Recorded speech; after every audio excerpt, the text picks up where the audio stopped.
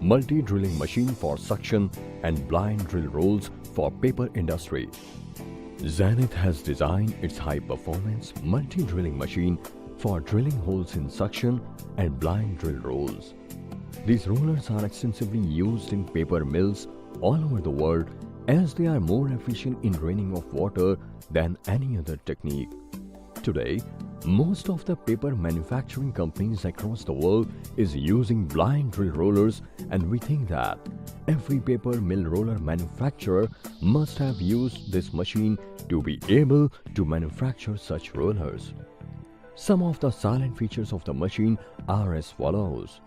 Fully automatic with PLC controls, capable of drilling holes in rollers up to 8 to 10 meters as per standard. The drilling length can be increased or decreased as per requirement. Working diameter up to 1800 mm. Capable of drilling holes up to 3 to 5 mm diameter in size. The depth of the drill holes is up to 6 to 10 mm as per standard. However, the drilling depth can be increased if required.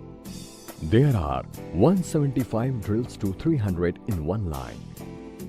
Additional drills can be added if required.